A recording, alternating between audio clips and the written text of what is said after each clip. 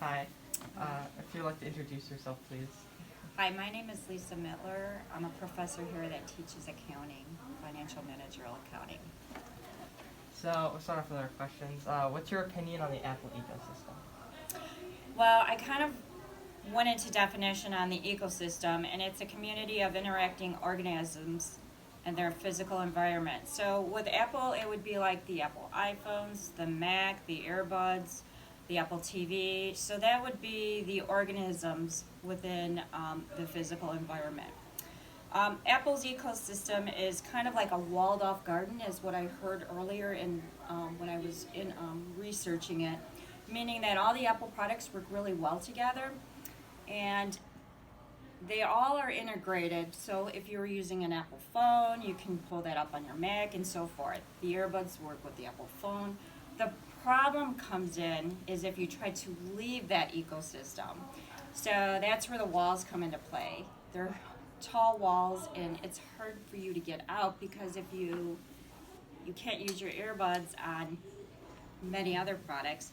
And for example, the iPhone, if you try to get out of using the iPhone, and you try to take out your information from the cloud, it's kind of hard to get it out to an Android.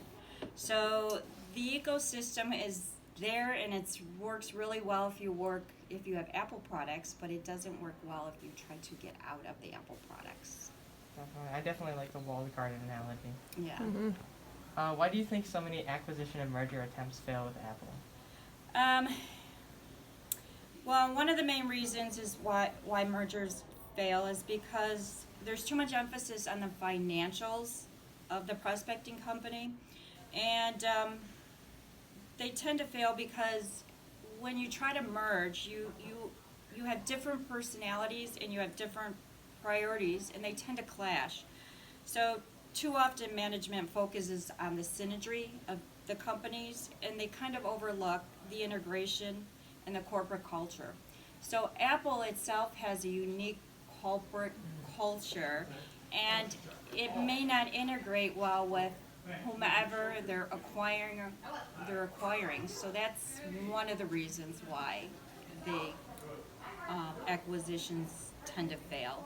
But I noticed that they had one acquisition, or at least Apple did, with Beats Music and Beats Electronics, and they did quite well on that acquisition, headed up by, I think it was Tim Cooks or something, who I was, believe so. yeah. Okay. Do you think that by acquiring smaller companies that it stifles innovation and competition? Yes and no for this particular one. So larger companies that acquire smaller companies, can they can reduce competition without a doubt.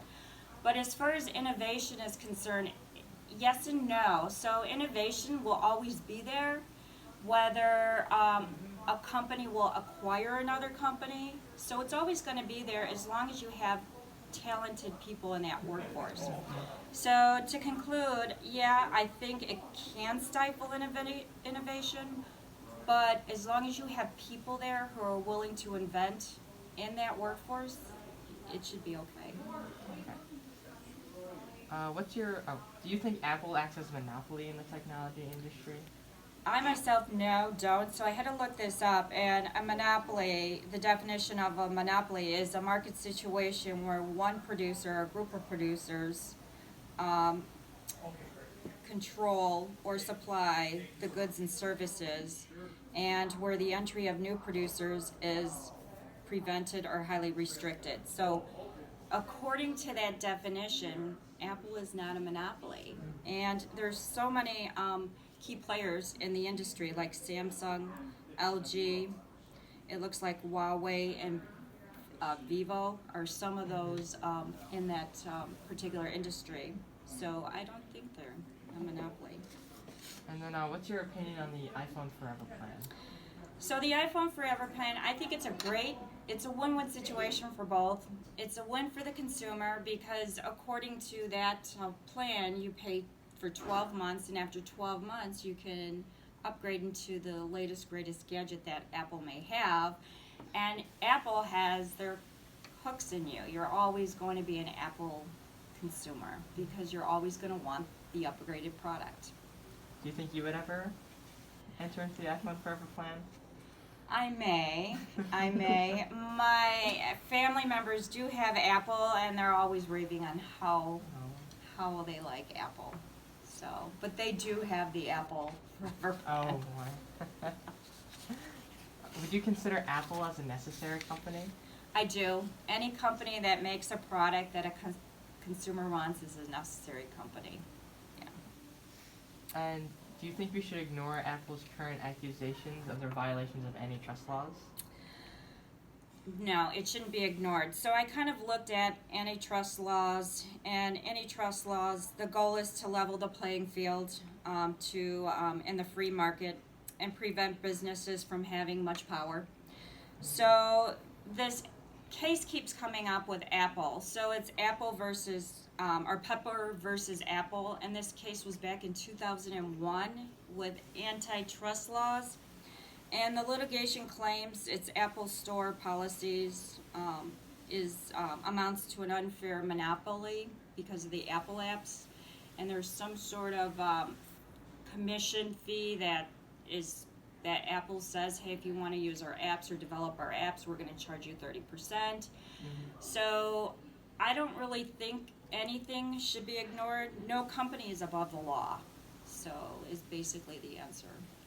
Definitely. How big of an impact do you think Apple makes on job creation? A lot. So I had to go to Apple's, this is cited from Apple's website.